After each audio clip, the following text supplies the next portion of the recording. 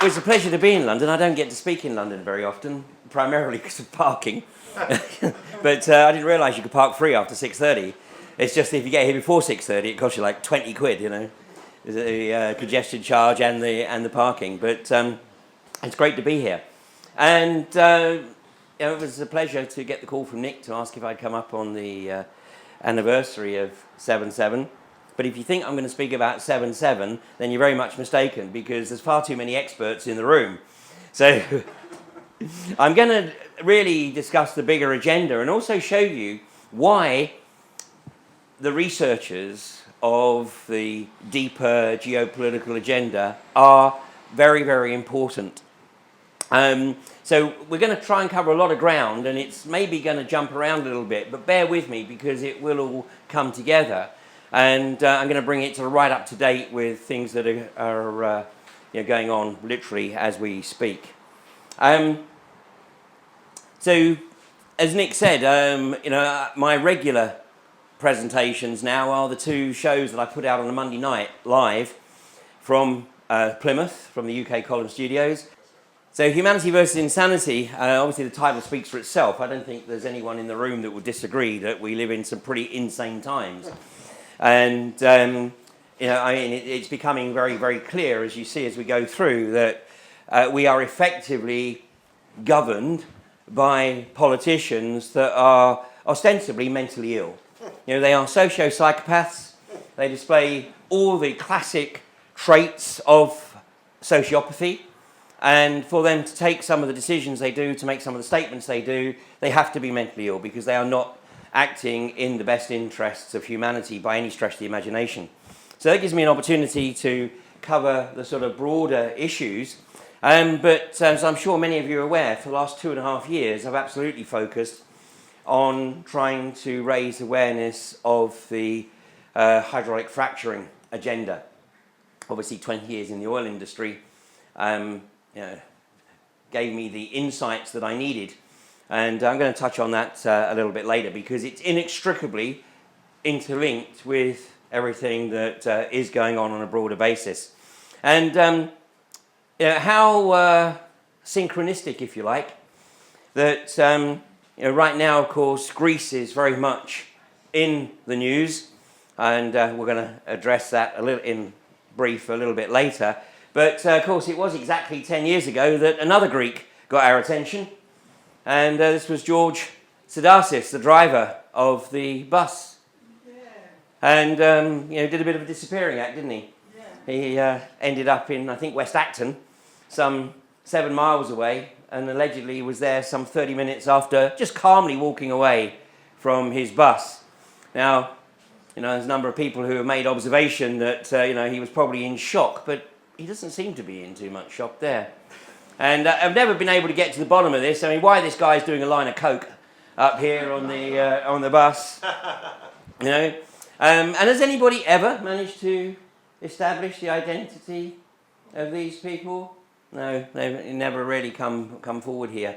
But allegedly, George Sedasis gets out of his cab. Of course, he's completely uninjured, and walks past the carnage, literally the carnage at the back of the bus. Somehow disappears here. And turns up some, we later discovered the timeline about 30 minutes later in West Acton. But this is, of course, the classic outright terror, bold and brilliant. Anyone who thinks that was an accident, then, maybe I'm going to shake you from some of your delusion, but I doubt there's anybody in the room who thinks that's accidental. This, of course, is a classic signature of the rogue international terrorists who operate generally within the guise of Mossad, CIA, and MI5. In fact, somebody actually posted on Facebook today asking whether this was going to be filmed, and somebody responded and said, yep, MI5, CIA, and GCHQ will all be there filming it. Well, they're probably here recording it somewhere. But this is their signature. They like to rub it in. They like to tell us what's going on. And this is basically them doing this to us. They're basically saying, we know there's some of you out there who know what's going on. We know that, but it's not enough. It's not enough, and we can do this with absolute abandon because the gullible masses will simply believe whatever narrative we put out to them, regardless of the fact that the physical evidence does not support the alleged theory of what occurred. So, outright terror, bold and brilliant. Now, the beauty of 7/7 was that being almost 4 years after 9/11. Now, when 9/11 occurred, I came back to the UK. I was actually in Belize at the time. I was watching events unfold. It was 8 o'clock in the morning in Belize. I was watching it unfold on CNN, just like a lot of other people. Now, synchronistically, I'd been in Central America for 6 months, and my ticket had always been booked for Saturday, September the 15th. So that was my flight out, and it just so happened that that was the first day on which flights were able to get back into the US. So it was actually Saturday morning, September the 15th, 2001, that I flew out of Belize City into Houston, then up to Cleveland, and it was very, very interesting watching, what was going or being put out on the news. Well, I got back to the UK and decided that I wanted to do a little bit more research into these events because, there were some things that didn't really ring true for me. And I could remember that period very well because there was probably about 24 of us around the world. I mean, the internet was still relatively in its infancy, certainly compared to what we have today. But there was about 24 of us who were sharing information around the globe about 9/11. And it wasn't until April of 2002 that I was absolutely and definitively convinced that this was not as per the official version of events. So I started accumulating more and more information, and then I gave my very first public presentation on the events of 9/11 in the UK, in Totnes actually, in January of 2003. And as Nick said, over the next couple of years or so, I was trying to get people to consider the possibility that the events of 9/11 were not as per the official story, which back then was pretty tough duty. I know some of you would say it's still tough duty today, and of course it is. But back then, it was really tough duty. Yeah. And to this date, I have only ever had one venue pull the plug on me for any presentation on any subject, and that was in Torrington in North Devon, where I turned up to give the presentation, and the landlord said, "You're not giving that here, mate. That's disrespectful." So, obviously, by July 7th, 2005, there was a burgeoning 9/11 truth movement in this country. It was still pretty much loose and networked, pretty uncoordinated, but actually that was the good thing about it back then. So by the time we got through to 7/7, obviously there was a lot of people looking at this with the proverbial fine-tooth comb. Now, I was in Devon at the time. In fact, I don't have TV, I don't listen to the radio, but my son called me from London and said, "Dad, you got to get your TV on." Well, I didn't have the TV connected, but I managed to rig it up and spent the rest of the day, of course, watching events unfold. And like many of you here, I'm sure it was approximately 5:20 in the afternoon when I knew definitively that this was a false flag event. And that was when Peter Power went on to ITV and stated that, what a shock. We were carrying out an exercise this morning, and the exercise was based on bombs going off at exactly the same 3 stations where they went off this morning. Now, I don't for 1 minute believe that Peter Power was involved in the planning or the execution of the events of 7/7. He had been set up to provide the cover, so that if anything went wrong, like if anybody got caught, then they could simply say, "Oh yeah, it was just an exercise," and of course shut it all down. And I'm sure everyone in the room here is familiar with the academic paper written by the professor whose name escapes me for a second from Sheffield Hallam University, who Ridley Duff, thank you, that's it, who wrote the paper on basically the observation that there is more empirical evidence to support the hypothesis that these 3 lads realised that they were basically being set up, made their way to Canary Wharf, because that's where they thought the media were based, and were promptly assassinated. And of course, Professor Ridley Duff effectively put his career on the line for producing that paper. So bottom line is, just like 9/11 and just like 7/7, we don't know exactly what occurred. What we do know is that it didn't occur as per the official version of events. And one of the things that I think is very, very important, and I'm going to touch on this probably a couple of times as we go through, the online communities have created a psyche where unless people agree on every single facet, then they're accused of working for the opposition. You know, we have lost, through the online connectivity, the art of conversation, the art of discussion, and the fundamental integrity and intellectual maturity of agreeing to differ. So we don't have to agree on everything, because we don't know for sure. You know, if we practice epistemological integrity, which means that unless we know something definitively, it remains a hypothesis. And that's exactly what we have, a lot of hypotheses regarding what occurred. Now, there's certainly some issues that, we can say, well, basically the evidence does point to this or points to that, but we still don't really know. The only people that know are those that actually carried out these abominations. So 7/7.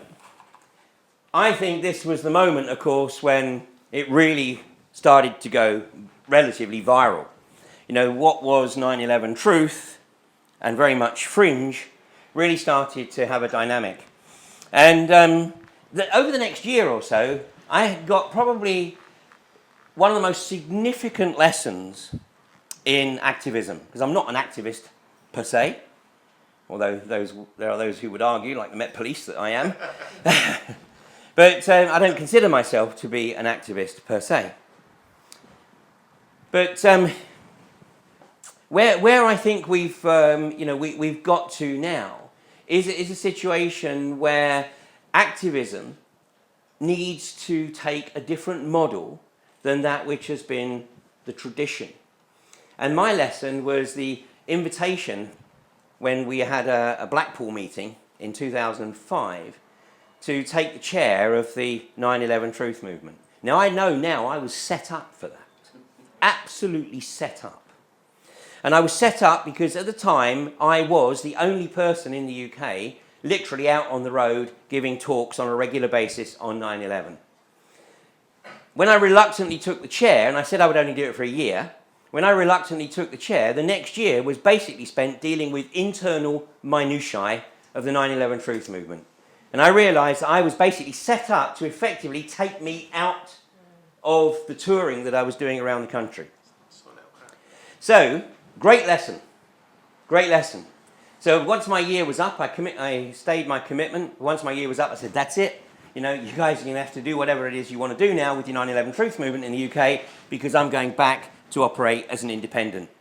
And that's a philosophy that has served us very, very well, as you'll see, with the anti-fracking movement. And one of the reasons that we are so successful is because we do not have a national organisation. We do not have a leadership. Right? And I'll talk more about that in a second. This is very, very important in terms of actually getting information out to a wider audience. So now let me roll the clock forward, because obviously after the research of 9/11 and 7/7, I thought, and of course a lot of other stuff as well, I thought that I'd pretty much got the picture, got the measure of the way these socio-psychopaths operated. Now the following year, in April of 2006, I was invited to participate in a 9/11 Truth Conference in Chicago. And this was like the very first 9/11 Truth Conference organised on any kind of international basis. And everybody whose name you know was participating. But about 3 weeks before I had to leave to go over to Chicago, I had this real sense of foreboding. And then it struck me that I was speaking in Chicago on the weekend, I think it was the 3rd and the 4th of June of 2006. And I thought, these bastards are going to pull a stunt on the 6th of June 2006. The 6th of the 6th of the 6th. And I just thought, no, that's crazy. It's crazy. Put it out of your mind. But I couldn't get it out of my mind. It was, this voice was nagging away, saying, follow your intuition, follow it. Well, I did. I thought, well, okay, let me have a look and just see where the zip code of 60606 is. It's Sears Tower, Chicago. Wills Tower, as it's now called. Anyway, I thought 60606. Well, that's a bit obvious. So let me try 60666, which arguably is even more obvious. Well, that's O'Hare Airport, Chicago. And then I thought, well, maybe they're going to get real cute and go for 60018, 3 times 6. Well, when I Googled that, it was the fracking hotel that I was giving the presentation at. So this is where the conference was, the Embassy Suites, just outside O'Hare Airport, over that weekend. Well, after the presentation, or at the end of the presentation, I said, look, guys, there's a number of you here with radio shows, with TV shows. There's Alex. There was a lady called Bonnie, not Bonnie Tyler. She has a show in California called Guns and Butter. And then there was Ralph Schoeneman, who has a radio show in New York. And I said, guys, just put it out there. I said, just, float it. Because if nothing happens, no harm done. But if something does happen and we haven't put it out there, we're not going to, feel very good about it. Well, they did that. But less than 2 weeks later, I stumbled across this. This is from The Guardian, 23rd of June. 7 arrested over plot to blow up Sears Tower. 7 members of an apparent militaristic religious sect were today charged over an alleged plot to blow up Sears Tower. They were patsies. They were. I think they were Haitians primarily, but they were patsies. I mean, it's the standard format. So the question really is, did getting the word out there, did that maybe call these guys, whoever was trying to set this up, to say, oh shit, we're blown? So on the basis that these guys had been trained, because all the plans for Sears Tower were found in their apartments in Chicago, in Miami, and 3 years later they were convicted. So they're now serving outrageous amounts of time, for being patsies, basically. And I'm going to show you a screenshot from 9 years ago, and you might recognise Annie.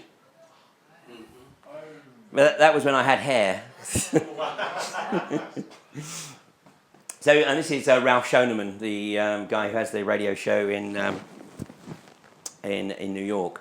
So that's an example. I mean, we don't know for sure that that was the trigger that caused them to pull the plug on it, but it's purely coincidental, perhaps, that 2 weeks later, basically the cells shut down.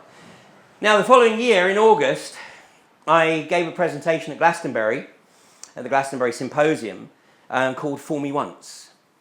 And this presentation, Fool Me Once, was about 6 weeks after the Olympic logo had been revealed. And I had been messing with this logo for a while, and it was at Glastonbury where I presented this layout of the logo. It was also at Glastonbury in 2007 where I floated the hypothesis that they were going to look to stage a massive event at the London Olympics. And I said they would literally go for broke. And I even floated the idea that they may well go the whole hog and try for the fake alien invasion. Well, there was a young lad in the audience at Glastonbury, and I didn't speak to him at Glastonbury.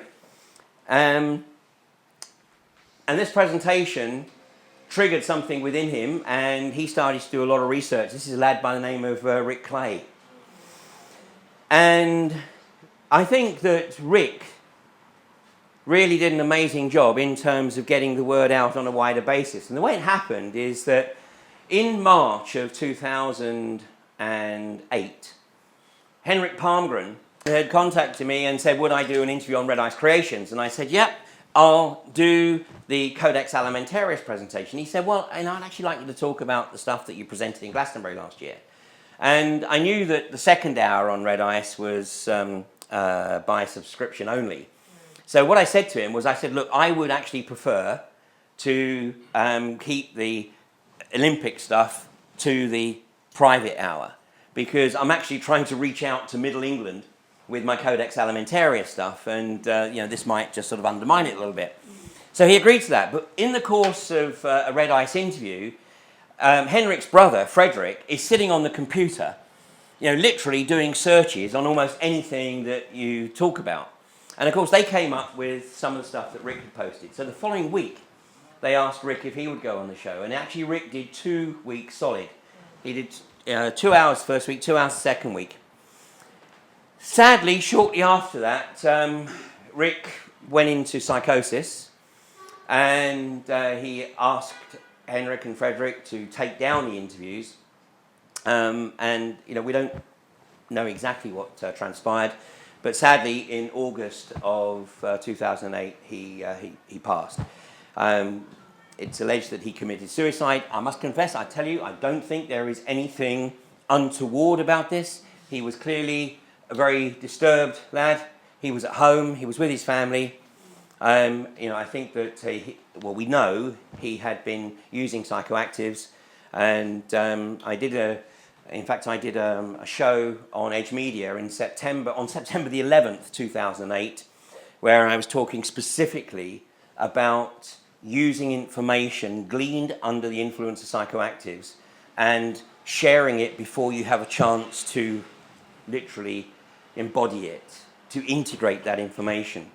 Because Rick was accessing stuff and was literally just like, it was just put out there. But I think there is a very, very strong possibility that because of the prominence that Rick achieved with that information, then if anything was being planned at the Olympics, I think they had second thoughts about it. Now, I never had a chance to speak with Rick, and sadly, we almost got into an email exchange, but I was a bit too late. He sent me this email, as you can see, ironically, on the 6th of the 6th, 2008. And basically, this was his email apologising for not crediting me with the original, being the original source on his research of the Olympics. Sadly, I didn't see that email for a couple of weeks. I did write back on the 17th and invited him to meet. But unfortunately, the rest, as they say, is history. Now, it wasn't just myself and Rick who considered that something significant was going to happen at the Olympics. And indeed, some of you may be aware that Javed Akhtar was actually arrested for allegedly planning to run a car bomb into the Olympic Stadium. But more concerning, perhaps, was this, Michael Shrimpton. Now, as some of you will know, I represented Tony Farrell at his employment tribunal in Sheffield in September of 2011, which was a charade, a total charade. And of course, what happened with Tony was a classic. Here was a guy who'd worked in criminal intelligence analysis for a significant chunk of his career, had never had cause to question the establishment, until he was asked to research the likelihood of a terror threat from the Muslim community in South Yorkshire.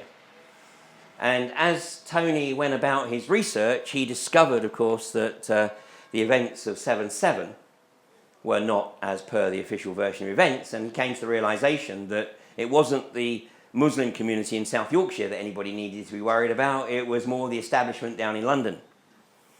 And Tony was so shocked by this that, being a Christian, he went to talk to his local priest, vicar, whatever.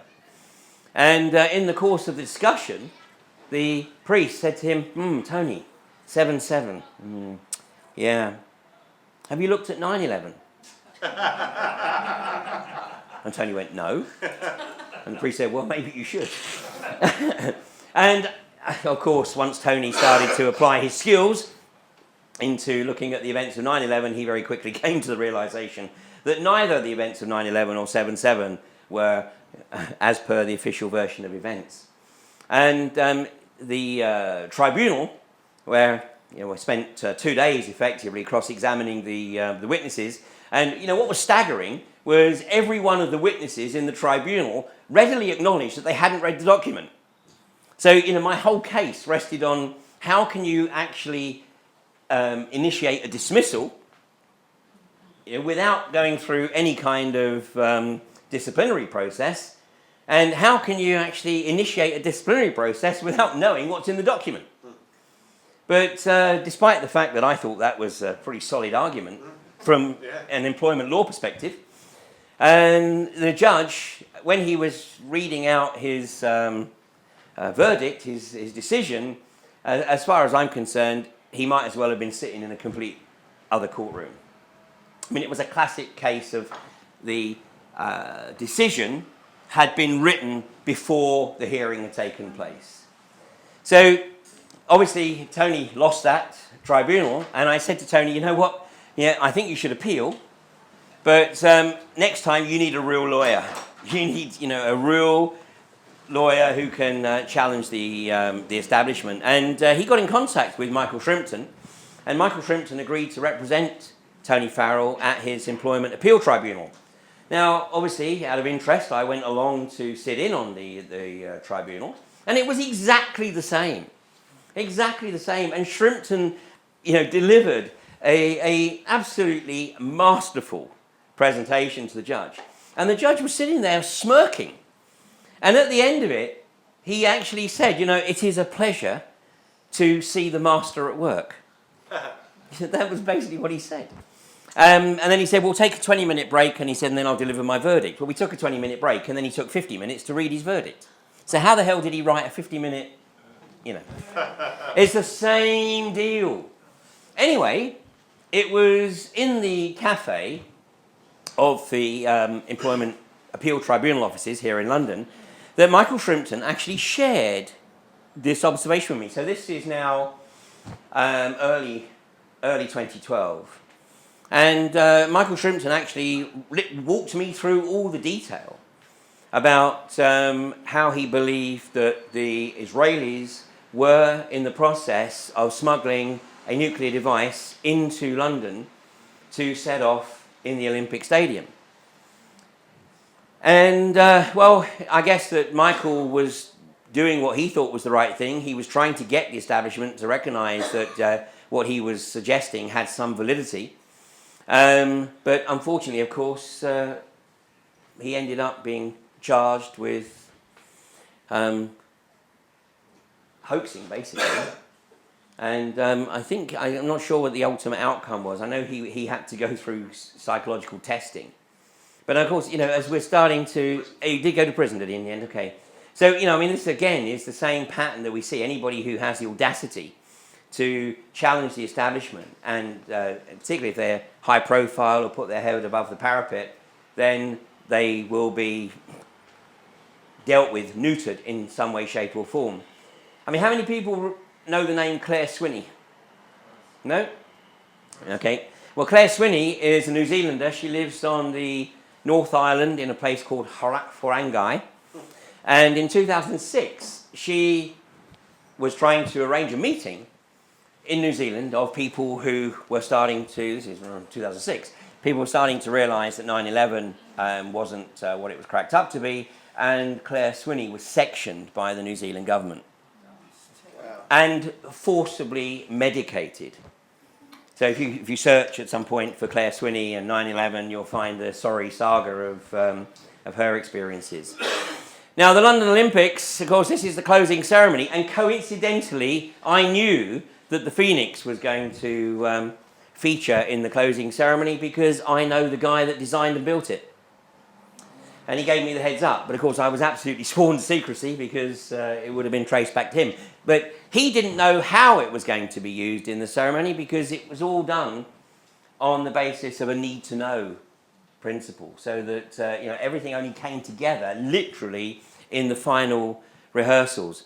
But once again, with the efforts of Rick Clay, because he really did a remarkable job in getting his information out there. I mean, in late March, early April of 2008, I mean, he was literally hitting every forum, every blog that he could find with his insights into the events that would possibly unfold at the Olympics closing ceremony. Well, and then Michael Shrimpton, of course, with his observations. Once again, maybe Michael Shrimpton paid a heavy price, but, I think he was probably a lot closer to the mark than the establishment really want to acknowledge. So, it's just an indication of we have to be very careful when we're putting this stuff out, but we still need to put it out. Well, let me roll the clock back a little bit to this event, the BP Deepwater Horizon. Because I had actually been in Mozambique for the 3 weeks prior to this event, staying with my daughter, who was working as a diving instructor in Mozambique. And you may remember that all of the airports in Northern Europe were shut at this time. You probably remember this because it's the clearest blue skies anyone has seen in a long time. And this was because of the ash cloud from the Icelandic volcano. So at the end of my 3 weeks, airports were still closed in Northern Europe, so I had a choice. Did I stay in Maputo in Mozambique, or did I make my way to Lisbon and then hang out in Lisbon until I could get a flight into London? Well, I took the decision to go to Lisbon. So I landed in Lisbon on the 18th of April. And when I went to bed that night, I was laying in bed, and all of a sudden I had that same sense of foreboding that I'd had prior to going to Chicago. And I'm laying in bed and I'm thinking, fuck, tomorrow's the 19th of April. Now that's not rocket science. On the basis that it was the 18th of April, following day was indeed going to be the 19th of April. But of course the 19th of April is the day of sacrifice by fire. So in the occult calendar, the 19th of April is very, very significant. So let me just cast your mind back 25 years, not even. 19th of April, of course, it happens to be, the 19th, 20th is the period. It happens to be Hitler's birthday, Queen's birthday. It's also the date of the Waco massacre. It's the date of the Oklahoma City bombing. It's the date of the Columbine High School massacre. And I thought, they're going to pull a stunt. They're going to pull a stunt tomorrow. So I slept on it, and when I woke up, still had the sense of foreboding. And I came back, and I really, felt driven. I had to get a newsletter out. I mean, it was almost the end of the 19th of April when I put it out. But I put it out, and I basically said, look, be very vigilant. Be aware that today is the day of sacrifice by fire. We're not out of the woods yet. There's still another day to follow in the Western Hemisphere. So I got the newsletter out there. Anyway, of course, the morning of the 20th, nothing. But then when I woke up on the morning of the 21st, switched the computer on, my email is just downloading hundreds of emails. And basically the message is, Ian, do you think what happened in the Gulf Coast is the event you were talking about? And I didn't even know what had happened in the Gulf Coast at that time, so of course I had to put the TV on, and of course then I discovered this. Well, my initial reaction was no. I spent 20 years in the oil industry, shit like this happens, unfortunately, but it does happen. So my immediate reaction was no, this is probably not the event I was talking about. But I thought, I'd made the commitment, I better take a look at it. Well, I actually gave a presentation in San Jose at another 9/11 event in mid-May of 2010. And at that conference, I was asked specifically whether I thought the BP Deepwater Horizon was a staged event. And at that conference, I said, I didn't think so. I said, I'm still missing a couple of pieces of the jigsaw, but I don't think so. A week later, I had a complete change of opinion. because I'd come across some other information, and what I discovered was that these two guys, who were the BP company men on the rig, Bob Kaluza and Donald Verdreen, this guy had been put on the rig just 3 days before the explosion. He was extremely inexperienced in deep water operations, and he had replaced the most experienced company man in the BP deep water fleet, a guy called Ronald Sepulvado. And Ronald Sepulvado still doesn't really understand why it was he was taken off the rig on that particular day and replaced by Kaluza. Well, what we now know is that this guy made some decisions that are completely inexplicable. And the core issue of this is my former company, Schlumberger, were engaged on the rig to run the cement bond log. In other words, when you open the well to production, basically there's not going to be a problem. Well, the Schlumberger guys ran the bond log at 7 a.m.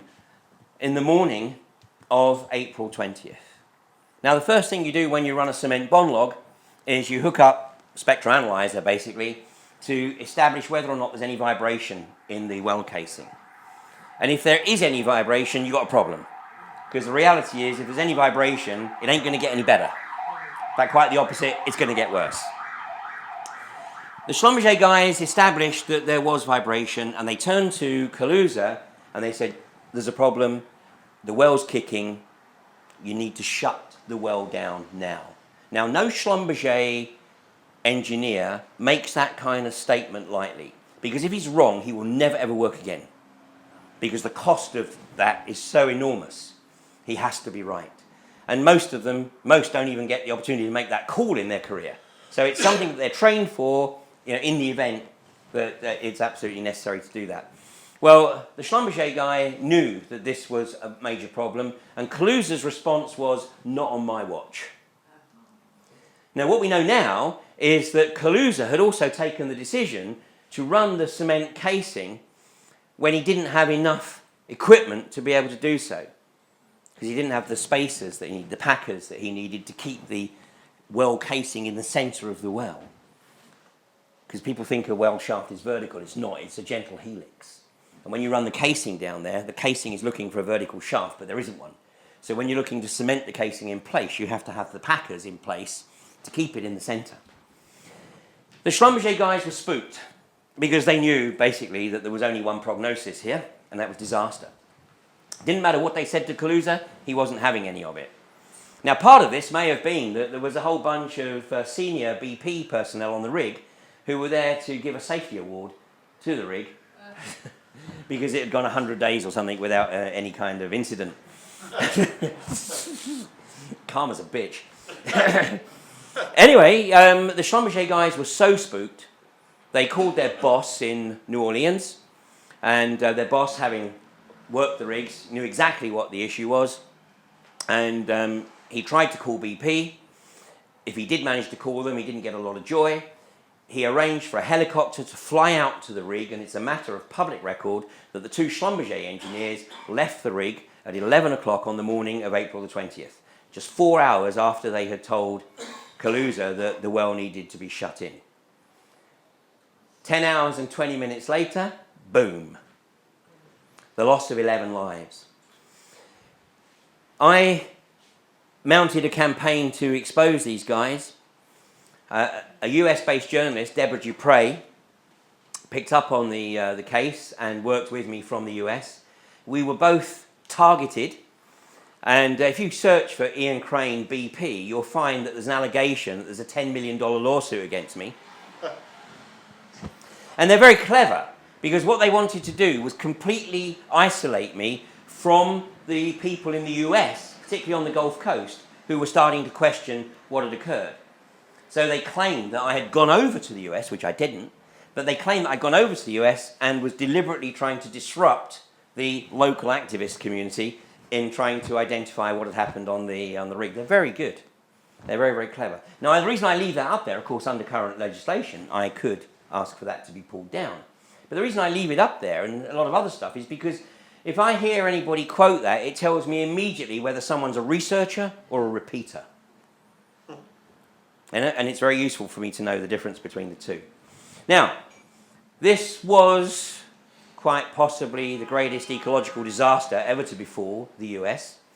And you would think that the US government absolutely wanted to get to the bottom of what transpired. So by the end of May, I was in, I won't say no doubt, that's not true, but I was starting to come to the view that this was a staged event. On June the 30th, I came to the absolute definitive conclusion that it was a staged event. And I'm going to share a 3-minute section from a vote in the Senate. Now, the vote is whether or not the US Coast Guard, who Obama had tasked with conducting the investigation into what transpired on the BP Deepwater Horizon, and the Coast Guard wanted these people, funnily enough, to give evidence. But this guy pleaded the fifth. This guy said he was too sick. And the Schlumberger guys were spirited away. Well, just watch this last 3 minutes of this debate in the US Senate. Madam President, I ask unanimous consent that the Judiciary Committee be discharged of S-3462, a bill to provide subpoena power to the National Commission on the British Petroleum Oil Spill in the Gulf of Mexico, and that the Senate then proceed to its consideration. Is there objection? On behalf of other members of the Republican Conference, I object. Objection is heard. Madam President? Senator from New Hampshire. Madam President, I ask unanimous consent the Senate proceed to the immediate consideration of calendar number 442 H.R. 5481, a bill to give subpoena power to the National Commission on the BP Deepwater Horizon oil spill and offshore drilling. That the bill be read a third time and passed, and the motion to consider be laid upon the table with no intervening action or debate. This is legislation that passed the House 420 to 1. Is there objection? On behalf of other members of the Republican Conference, I object. The objection is heard. Madam President, The Senator from New Hampshire. I don't understand what is so objectionable.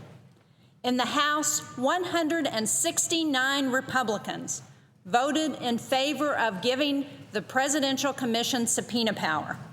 They understand how important that is, because this commission begins their investigation in the next few weeks. This should not be a partisan issue. I don't understand why my colleagues on the other side of the aisle are turning this into a partisan issue.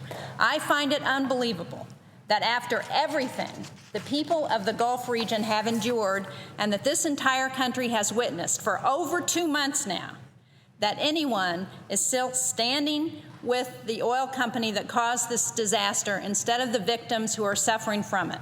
I hope the American people understand that this is a clear contrast between who stands on your side and who stands on the side of special interests.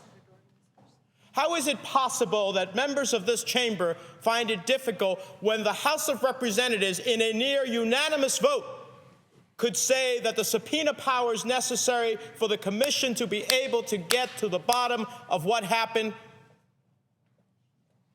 could pass unanimously there, save for one vote, and yet cannot even proceed here? Cannot even proceed here. This isn't rocket science. It's common sense to most Americans. We need to fully learn the lessons of this disaster with a thorough investigation, not protect oil companies from having their negligence exposed.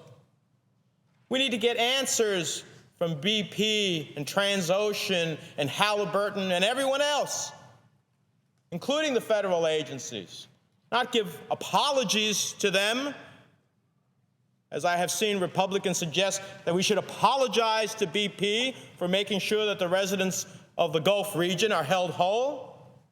We need to know the truth, and the commission needs subpoena power to get the truth. So who are you protecting? And what are we hiding here? Can you believe that? No. That is June the 30th, 2010. And interestingly, when it went through the House of Representatives, everybody voted in favour of the power of subpoena, bar one Republican. Do you know who that Republican was? Ron Paul. Ron Paul. And he justified it on the basis of he's completely against any kind of centralised government and felt that the decision-making process should be left to the Gulf region. But anyway, in the scheme of things, of course, his vote didn't matter, but it then goes to the Senate, and what you saw there was the final stages of the final reading in the Senate, and effectively it being shut down.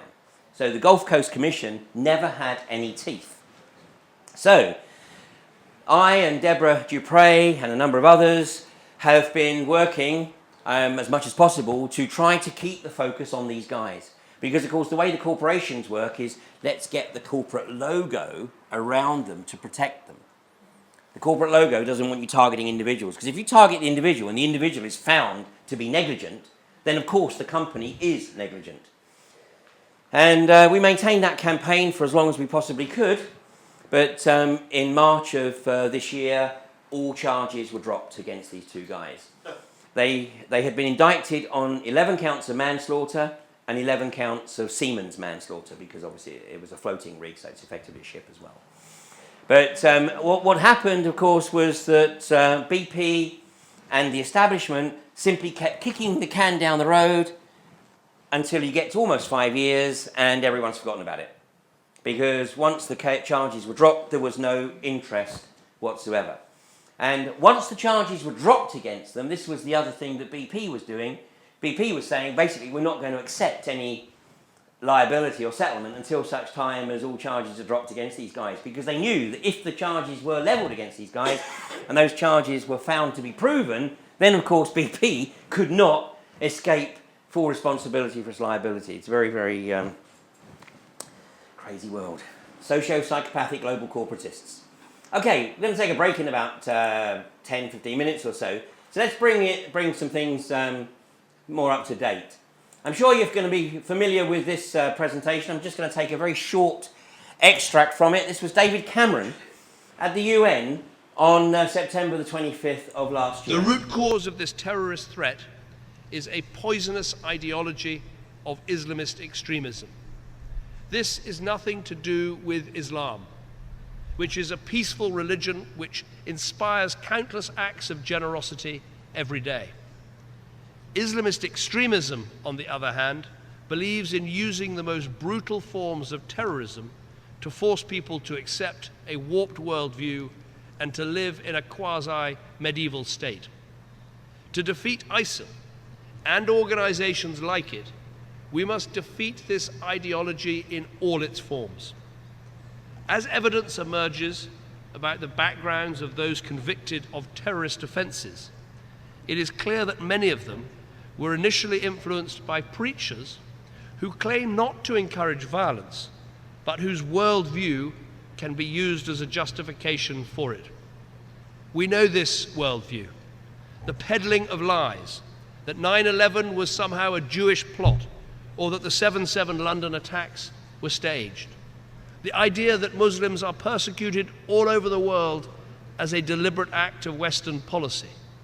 The concept of an inevitable clash of civilizations.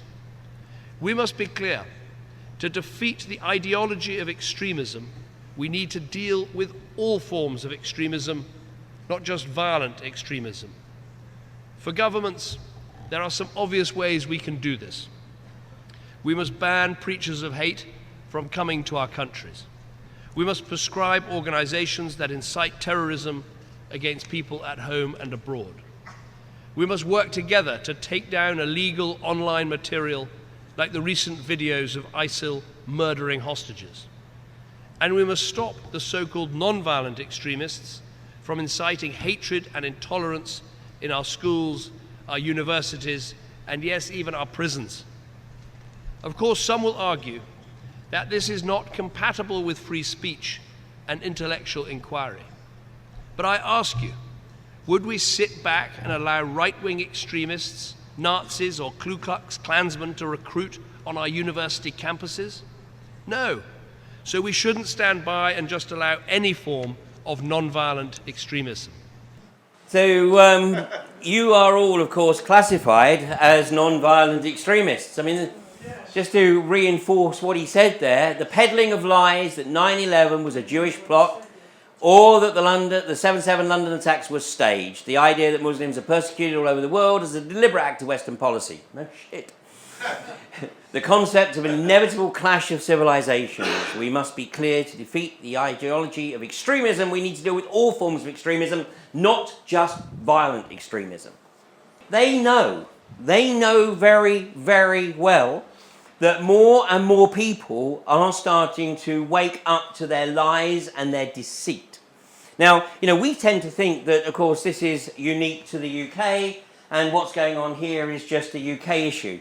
But at almost exactly the same time in Australia... Madam Speaker, regrettably, for some time to come, Australians will have to endure more security than we're used to and more inconvenience than we'd like.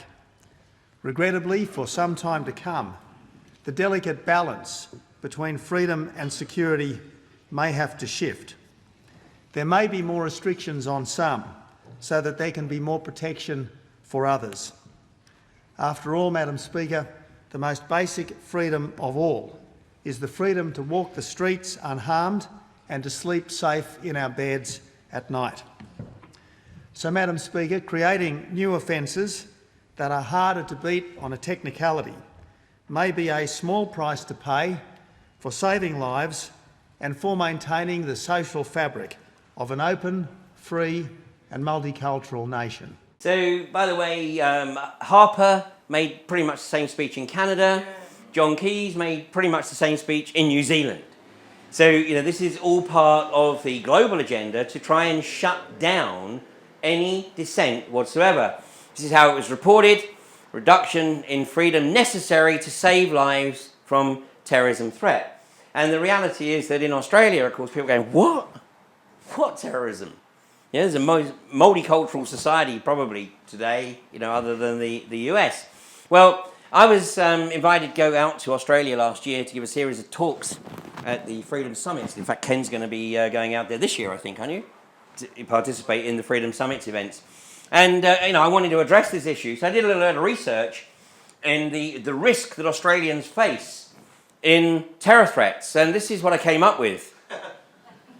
So what you see is here's the threat that Australians face of terrorism. This is between 1978 and 2014. 113 allegedly. Well, Barley 1 accounts for the majority of those, and we know what Barley 1 was all about, right? Barley 1 was about getting the Australians on board for the Iraq War, the invasion of the Iraq War. And Barley 2 was to reinforce that. 11 Australians killed in 9/11. And 2 caught in crossfire because they happened to be in the wrong place at the wrong time in Ireland. So 113. But I mean, look at all the other causes of death. I mean, suicide in Australia, and this is rising at a phenomenal rate in Australia right now. And this, by the way, doesn't include the Aborigines, the indigenous population. This is the Westerners. And the level of unemployment, the austerity that's being applied in Australia is the same as everywhere else. More homelessness in Sydney when I was there last year than I'd ever seen before. But I mean, look at all the other causes, like you'd expect to see: car accidents, homicide. Falling out of bed, though. Falling out of bed, 417. Falls off ladders, 230. Falling off chairs, 198. So I didn't hear Tony Abbott give a speech basically outlawing beds, tables or chairs. Well, then you see the suicide rate go up. Come home from work and you've got no fucking bed, table or chairs, might as well top yourself. I mean, this is the absurdity. This is the absurdity of what we're facing here. Anyway, during the course of my presentations on the Freedom Summits tour, I said, based on what Tony Abbott had presented in the Australian Parliament, I said, I think you guys better start preparing yourself for something to transpire on Australian streets. Well, we didn't have to wait too long, did we? And again, I mean, just like every other false flag event, the anomalies are glaring. And fortunately, of course, there are people that are all over it. And they literally just have to keep blagging. You know, they work on the basis that if you just keep saying the same lie over and over and over again and deny the absolute hard facts, you know, and we're seeing that particularly with the unconventional gas agenda, the fracking, you know, where the evidence from places like the US and Australia is absolutely irrefutable, and yet they'll say there's never been any case of contamination of the water, there's never been any case of negative health impacts. They just keep saying it over and over and over again. And you know, when I realized that we were making the breakthrough was earlier this year, Paris, right? And this is the guy who had I don't know whether that's an AK-47 or whatever, but at close range, he was shot in the head. Right. Right. And there were, in fact, I mean, there's nothing, is there? There was no mess. You know, there wouldn't be much left of his head. A bit like Jean-Charles de Menzies. By the way, amazing coincidence. I ran into somebody the other day and said, oh yeah, it was my friend's brother that pulled the trigger. And I went, really? I said, so, you know, can you ask your friend's brother at what point Jean-Charles de Menzies was considered to be incapacitated? You know, 7 bullets to the head. Yeah. 1 to the shoulder and 3 missed. And they were dum-dum bullets. Incredible, wasn't it? And there was so much more that came out of that. And of course, how many of you are aware of this guy? Yeah, Helrik Fridu, who allegedly committed suicide with his own firearm. And was actually starting to question the events in Paris. So every time the establishment pulls stunts like this, it actually works in our favor. Because more and more people, the seeds have been sown, and what's happening is those seeds are lying dormant. You know, we never know when that seed is going to germinate. But those seeds that have been sown over the last 14 years or so, every time something like this occurs, more of those seeds germinate. Now, you know, we're not necessarily at the critical mass yet, but we're fast approaching the point where, you know, we can really tip the balance. And what a lot of people don't realize is we don't have to be 80%. You know, when I hear people say we are the 99%, no, we're not. You know, because 96% of people don't give a shit and never will. But we are the 3%, and maybe it's going up to 4 or 5. Well, the reality is that it was only 3% of people in the US that took up arms against the might of the British Army and got that country independence. And it's actually estimated that only 8% actually wanted independence anyway. But 3% can make a massive difference. So everything that's occurring right now is actually working in our favour. And what we're seeing more and more is the establishment behaving like a wounded animal. Yeah? Anyway, more of that after the break. Thank you.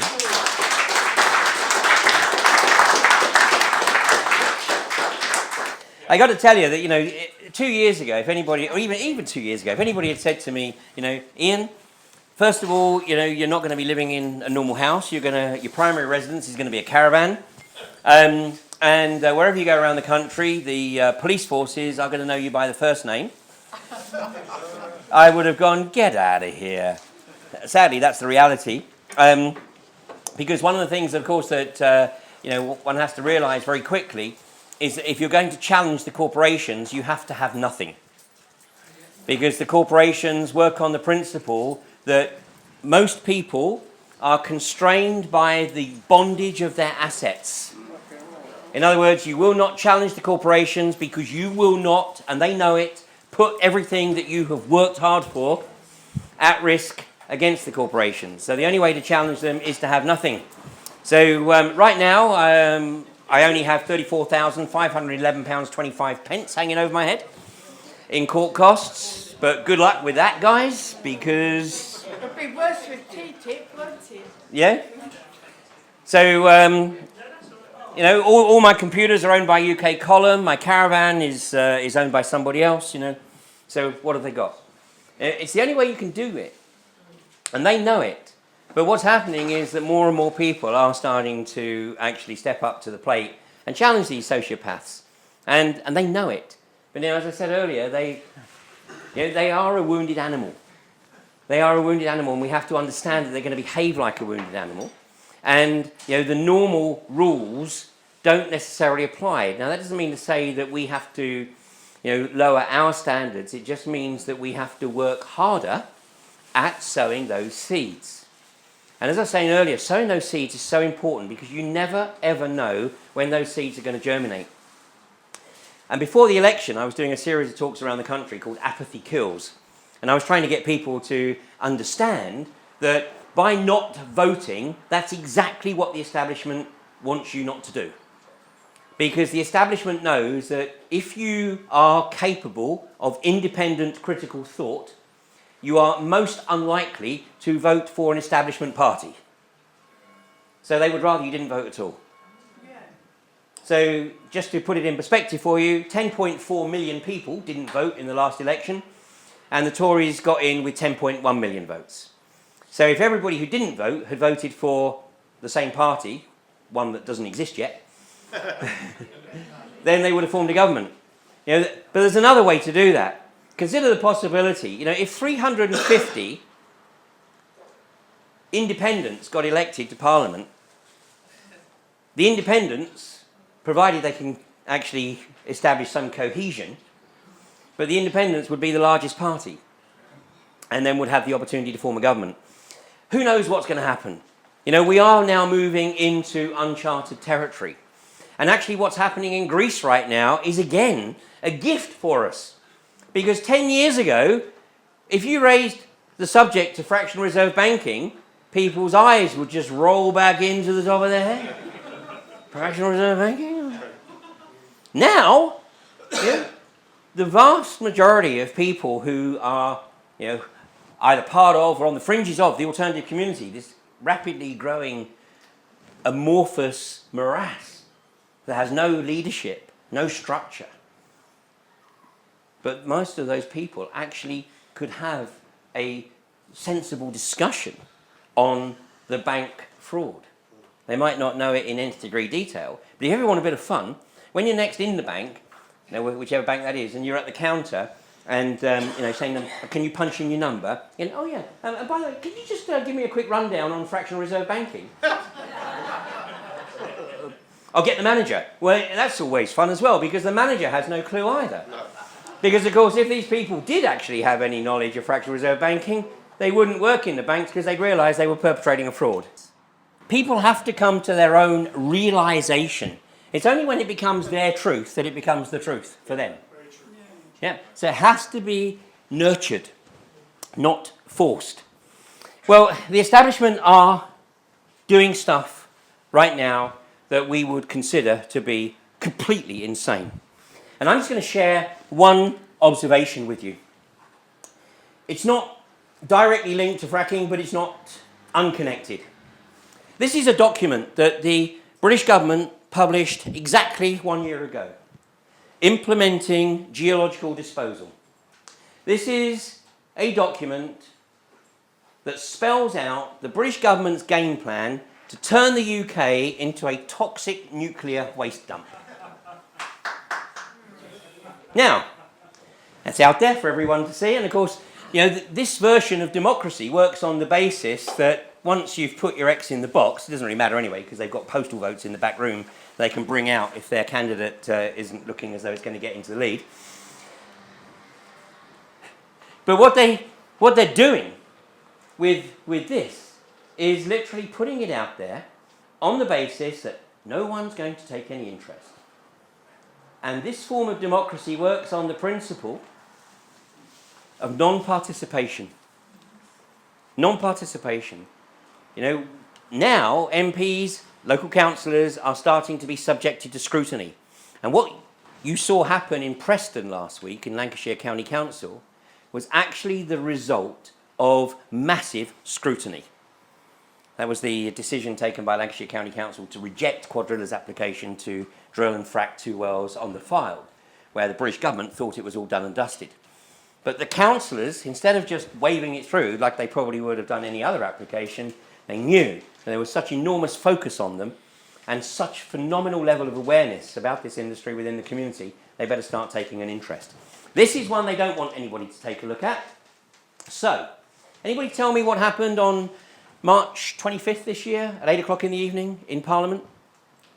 They released this thing, didn't they? They issued this thing, I guess. No, that was a year ago. This has been available for a year ago. But it's not unrelated to this, so, you know, as a good effort. The March 25th was the day of the budget.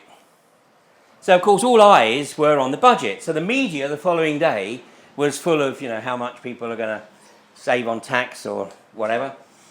But at 8 o'clock in the evening, there was a vote in Parliament, and the vote was passed by 277 to 33. 277 to 33. And what that vote was for was to remove all participation of local authorities in the decision-making process of where to deposit toxic nuclear waste. Toxic nuclear waste. If you don't, you can download the document, but you don't even need to read it. You can look at the pictures. Because this is the graphic that spells out the 100-year agenda to effectively bury toxic nuclear waste in this country. There's a map that shows you where the waste is right now. It's primarily naval bases, nuclear power stations, and research establishments, some military establishments.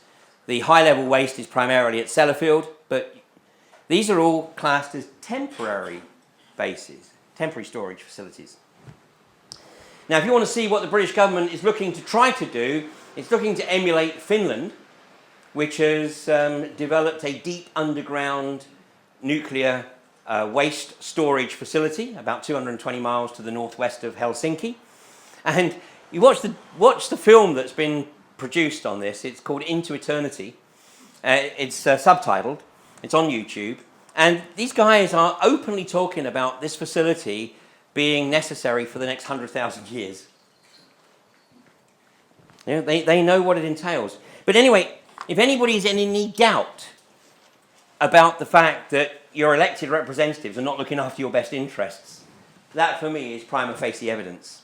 And it's not the only thing, but it's a very significant one. And it's an agenda that we absolutely have to watch what's occurring with it, because these socio-psychopaths are determined to milk whatever they can on behalf of their puppeteers, the Global Corporatists. Okay, now I'm going to change tack a little bit here, because this is all part of, again, this fear agenda that's being created. And I just want you to watch this short trailer from a film that will never be released.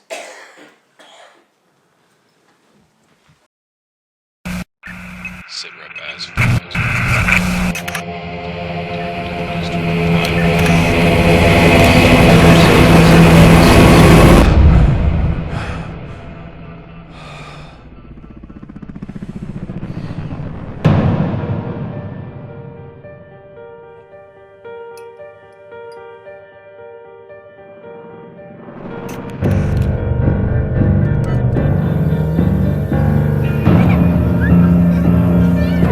Wow.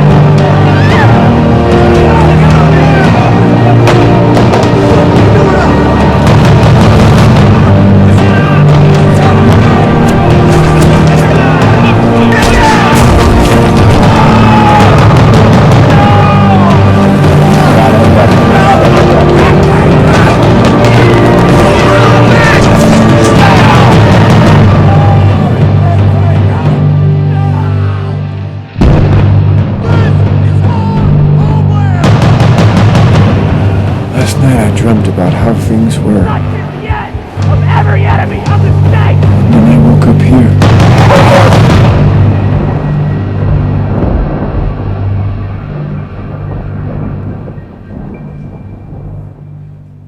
This is a film that had been in the making for some time by a young film director in the US by the name of David Crowley. Now, David Crowley had no history of mental illness or depression, but allegedly in, it was reported in January that he had allegedly murdered his family and committed suicide. In fact, the family had been laying dead for a while, probably since Christmas. It wasn't until mid-January that a neighbour suddenly started to realise he hadn't seen them for a while. Called it a hunch, but I'd say that there were forces at work here that didn't want David Crowley's grey state to be released. And Patrick Henningsen, I'm sure some of you will know of Patrick Henningsen. Okay, Patrick Henningsen gave an absolutely stunning presentation at AV6 this year, having spent best part of the last 12 months out at the Bundy Ranch in Arizona. And Patrick is absolutely of the opinion that if it wasn't for the presence of the militia supporting the Bundy family, then America would probably right now be under martial law. But the militia stood up to the federal government. The federal government realised that if they actually tried to initiate an armed assault on the Bundy family, then all hell was going to kick off and probably civil war. So there was a standoff, quite a lengthy standoff, and Patrick's presentation was absolutely spellbinding. You saw in the trailer there was a scene there where the family were watching TV and then they turned and looked up at the camera, and then it panned into the room where the camera operator was watching. This was the front page of the Daily Mail in March of this year. Put CCTV in every home. Oh, it's all on the basis of helping to prevent crime, of course. Safety. Well, it's a lot closer than you think. And Scotland has been targeted to be the guinea pigs for establishing the smart city. Whenever you see the word smart, it ain't smart for you or me. This is a short promo video for the company that is behind the smart city surveillance system in Glasgow. And when we showed this in Glasgow, you could actually hear the gasps and people's jaws hitting the floor. So take a look at this.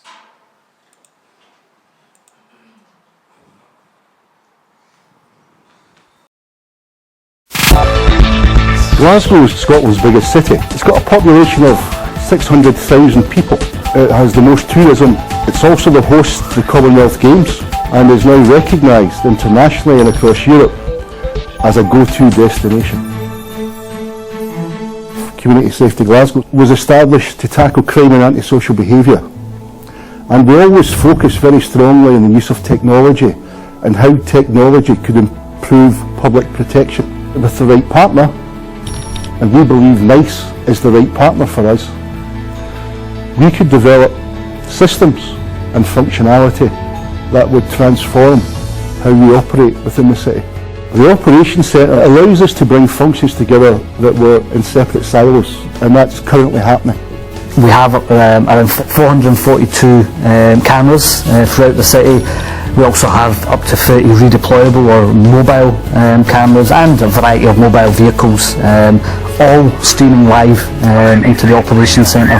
One of the key drivers was to look at how do we embrace new technology and try and get something that's going to enable that sharing of information, sharing of various resources, assets. The new system, Situator and Nice Vision, that is installed on all the workstations. Operators can have at any point up to 32 live video streams in front of them. That's what we wanted this new technology and kit to be able to give us, is that functionality to display 10 images or 500 images. The new functions that we're going to have is ease of access to a much broader suite of cameras, communication with key partners, tracking individuals, looking at incidents, and from a traffic point of view, we certainly would be looking at how can we aid and sort of make traffic management within the City of Glasgow much more efficient. The situator coming in is enabling us to start doing that.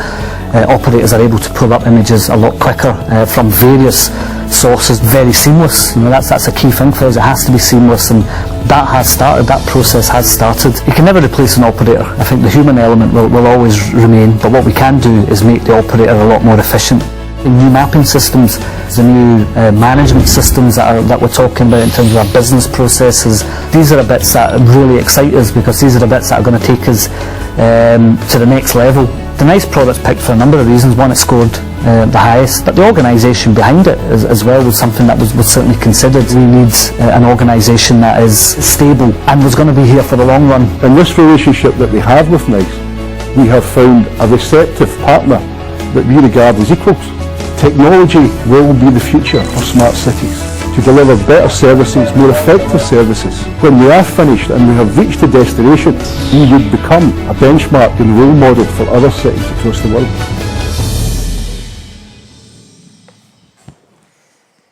Just how gullible can you be? You notice, I mean, they pretty much said they're using it for tracking individuals. Yeah. They said they had 442 cameras, but then they said that we can pick up images from multiple sources, because there's no such thing as CCTV anymore. Everything is basically hooked into the web. So these guys pretty much have access to anything that is feeding into the web. And they said that they've got into a partnership with a partner that they can trust, a partner that they consider to be equals, and a partner that's there for the long term. Now, anyone want to hazard a guess as to which nationality this partner is? God, you guys are good. It's ICTS. So we have a common denominator, of course. You know, 9/11, you know, the Israeli security at every airport where the planes took off on 9/11. We've got the Israeli security company behind the security here on the London Underground, of course, bought in by Bob Kiley, who at the time was the highest paid civil servant in this country. He was also an alcoholic. So, you know, we know pretty well that he was controlled right from the get-go. Of course, Israeli security company in Madrid. And now looking to be... Oh, they were at Fukushima as well, by the way. But coincidentally, they had picked up the Fukushima contract about 8 weeks before the disaster. And now they're getting into bed with this company. Now, the private company that's been set up to administer this total surveillance package is a company that is a 50-50 partnership between Police Scotland. It's a one police force in Scotland now, Police Scotland and Glasgow City Council. So, you know, this is the establishment moving to the next level. You know, this is from the very first cinematic production of 1984. And George Orwell, Eric Blair, in my opinion, wasn't writing a novel in 1984. He certainly never dreamed that it would become the best-selling sci-fi novel of the late 20th century. I think he was actually writing a warning.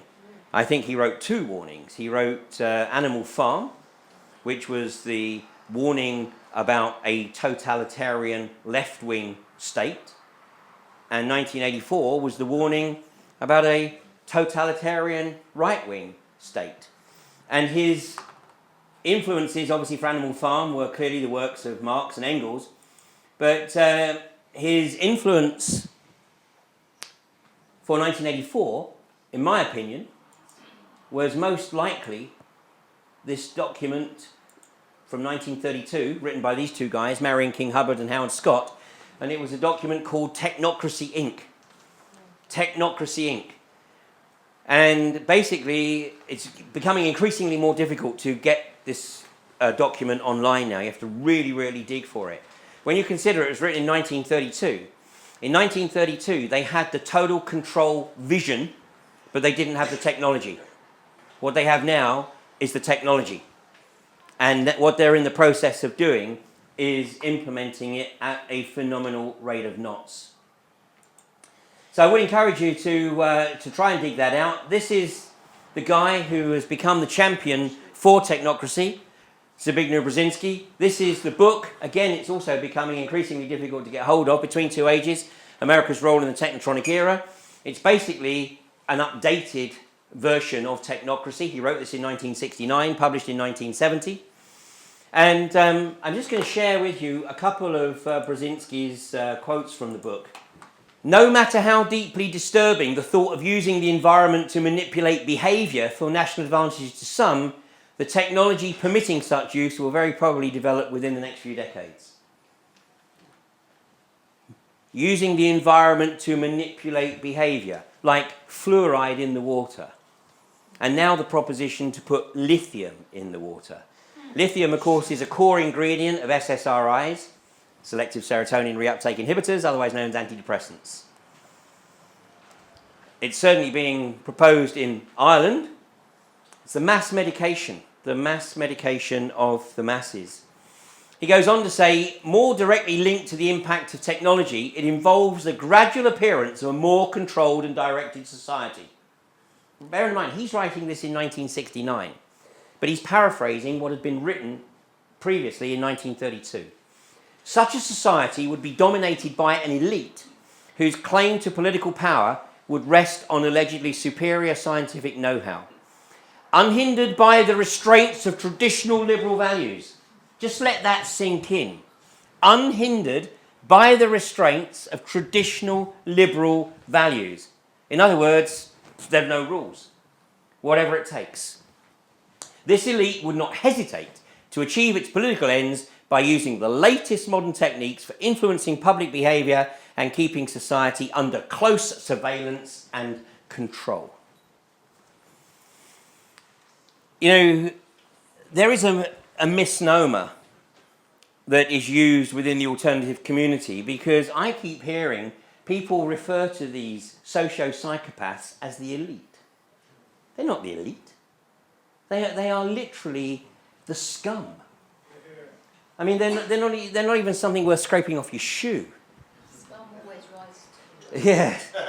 So they are not the elite. So let's actually put something in perspective here. You know, they have control of the monetary system right now.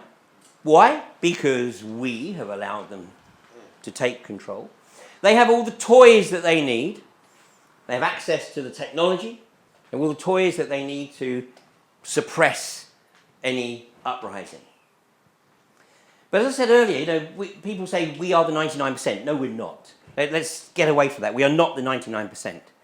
We are pushing towards that 3%. But you know what the reality is? They regard that 3% as the elite. Because they know that 3%, if they really get their act together, can bring about massive societal change without the financial system and without having all the toys and the weaponry.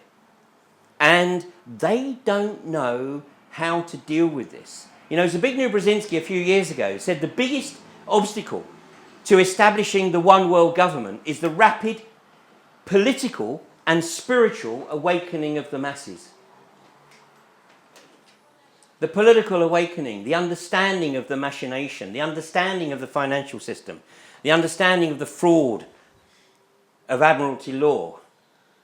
As more and more people start to realise that basically these constraints can be shrugged off, you just got to have the balls to do it. But they want to keep people shackled. And they know the easiest way to keep people shackled is through debt. And that applies to the individual, it applies to the corporation, and it applies to the nation state. And that's why what happens in Greece over the next few days, literally, is going to be absolutely seminal. To be honest, either way now, I think, is still going to work in our favour. Because if they do the right thing, which is to close the financial borders and issue drachma, then that's at least going to get people talking about how they were able to do that. And if they're able to do it, how come Ireland isn't able to do it? Spain, Portugal, Italy, and so on. And if they don't do it, and they end up renegotiating, then basically what the Greeks have had to endure as austerity over the last few years will seem like a picnic compared to what's coming. So, which of course, once again, would force more and more people to actually start to take an interest in what's occurring. So, the way in which we do this, the way in which it's unfolding, is to move away from the controlled opposition of national hierarchical organizations. Because they're easy to control. They're just an irritant. And they're a societal safety valve. What the establishment doesn't know how to deal with is community groups, loose-knit community groups, sharing information, educating each other, and getting focused on issues that really impact on them and will impact on their offspring. That's why, in many ways, the unconventional gas agenda, the fracking agenda, is an absolute gift. It's a tremendous gift. You know, if the targets were just Blackpool and Balcombe, then it wouldn't have been the gift. But because 64% of this country is potentially going to be targeted for unconventional gas exploitation, and that means that potentially 40 million people in this country will be living within 1 mile of a gas well. This is bringing communities together like nothing before, with the possible exception of poll tax, maybe. And what's happening as well is that communities are actually starting to talk to each other. Yeah, and not just get behind the keyboard and spend all time doing this. People are actually coming out of their houses and getting together to talk about how it is they're going to challenge this insidious industry.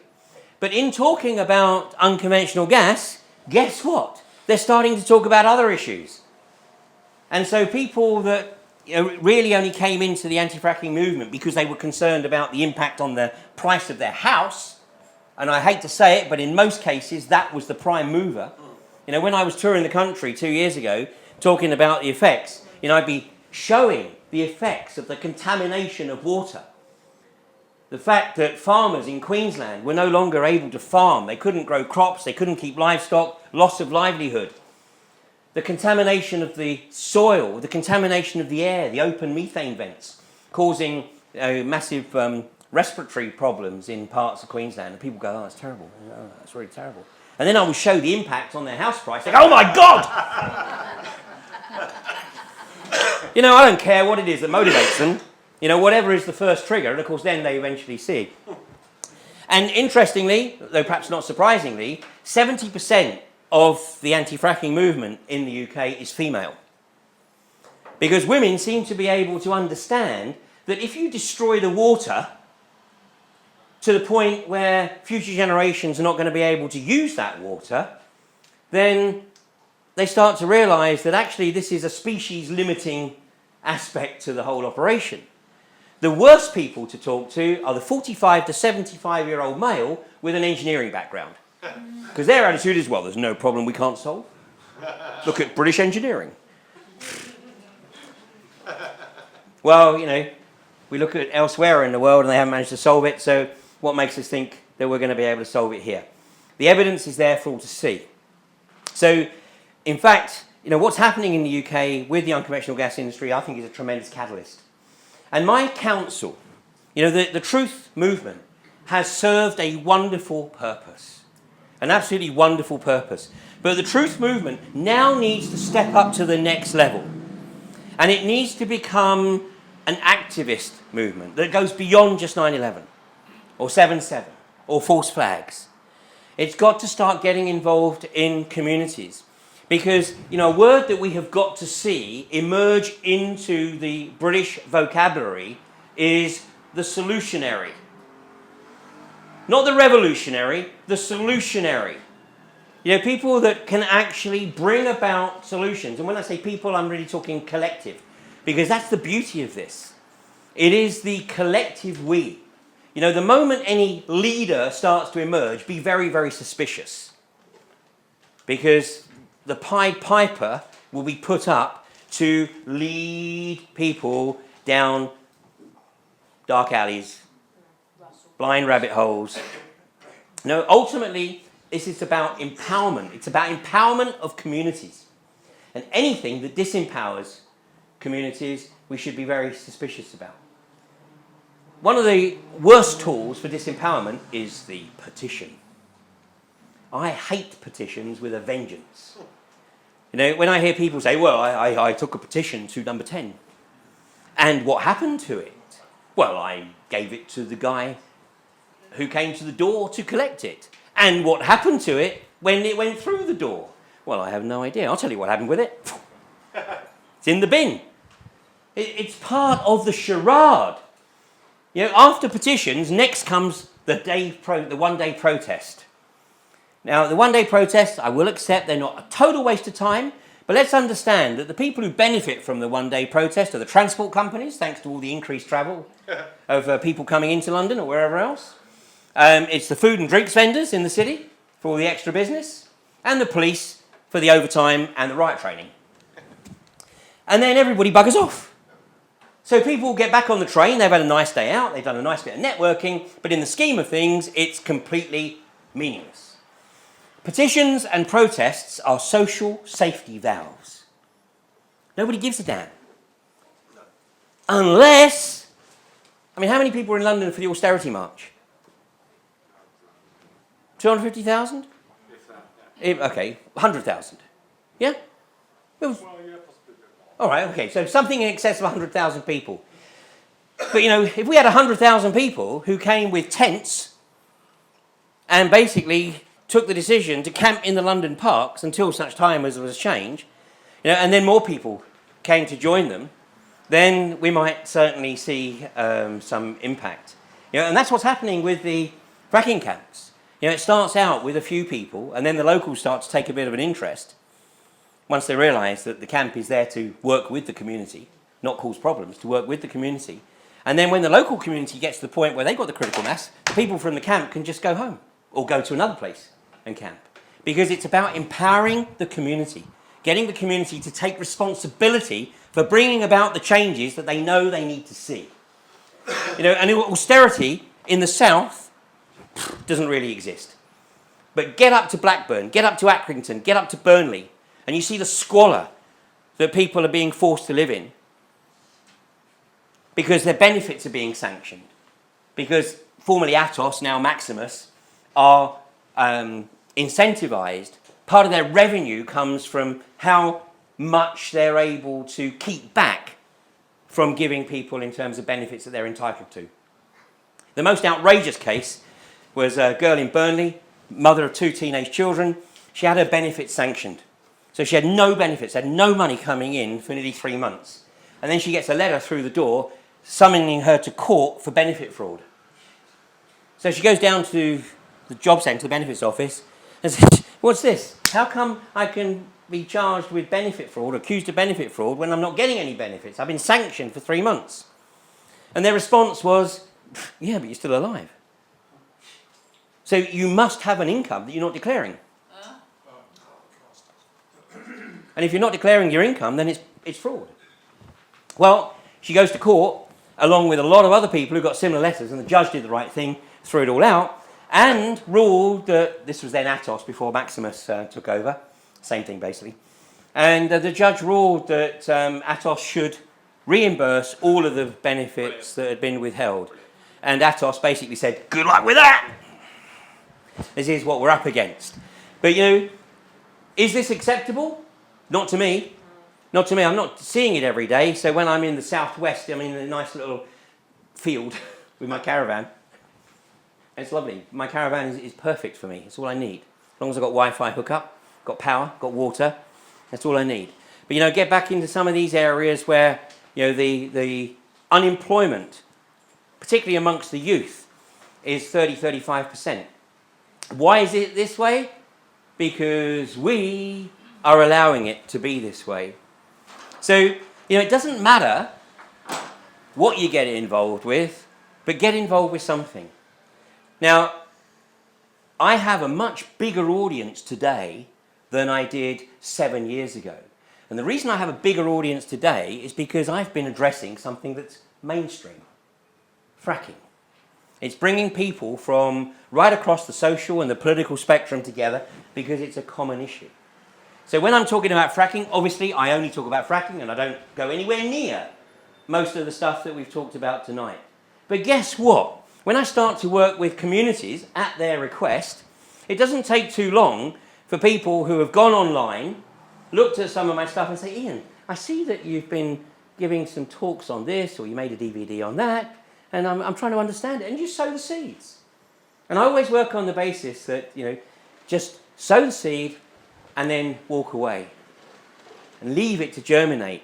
And I actually measure the impact that I'm having. And this may seem a little strange, but I measure the impact that I'm having by how few emails and phone calls I get. Because the whole purpose of what I'm trying to do is to empower the community. And if they're not calling me, it means they're taking responsibility. And this is what we've got to encourage. We've got a long way to go, but scrutiny of our elected officials is absolutely key to this. Now, whether you voted for your MP or your local councillor doesn't really matter. Now that they're in office, they're your MP or they're your councillor. And you have an opportunity to participate in the process. You might think that by getting involved, you're not going to make much difference. But if you and a significant chunk, like 3 or 4% of your community are doing the same thing, believe me, you'll start to have an impact. Because that's exactly what has happened in Lancashire last week. And it literally was 3 or 4% of the community, but it was 3 or 4% of the community that were extremely well educated, extremely well informed, so much so that the local councillors couldn't ignore the information and the evidence that they were presenting, versus the government saying, just take our word for it, it's safe. Does this make sense? So we've evolved, we've come a long way since 9/11. Because before 9/11, I think that with very, very few exceptions, for most people, life was pretty rosy, to one degree or another. But what we're seeing now is the socio-psychopathic agenda being ramped up. And either we, the collective we, address it, and when I say address it, well, I think we've got 5 years.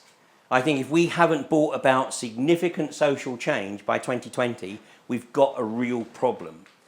And we may be condemning future generations to unimaginable misery. And don't think for one moment that these socio-psychopaths won't do it. The only thing that's stopping them from doing it right now is that they know they're walking a tightrope. They're on a knife edge. Brzezinski made that clear a few years ago, and it's the same right across the world. So it's great that you've kept this group going for 8 years, 9 years now. It's fantastic. And of course, it's an issue that we've still got to keep raising awareness of, because it is seminal in terms of this globalist agenda, the global hegemony. At the beginning that they tried to close us down, but if they do, we just reform, because my purpose anyway, is to enable the individuals rather than to organise central campaigns. But now, if my counsel would be, it's time to look for ways to go into the community. Yeah. So that 9/11 isn't necessarily the driver in terms of going into the community.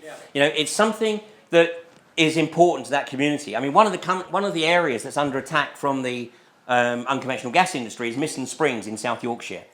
It's a village with probably about 200 properties. And even 200 properties, they were struggling to really get everybody to understand the magnitude of the threat. But then they formed not an anti-fracking group, but a community action group.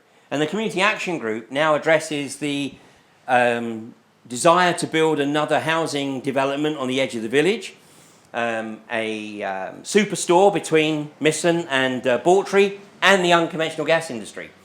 And so some people come into the group because of the housing, some people come into the group because of the superstore, but what's happening is that it's bringing the community together. And once the community's together, then you can start sowing seeds on the other stuff. It's like my friend in East Yorkshire who's never, ever questioned the establishment until he saw that photograph from Paris and the Charlie Hebdo events when he said, there's no way. So, keep sowing the seeds. So anyway, I think we're about out of time. So thanks very much for inviting me to London. It's a pleasure to spend the evening with you.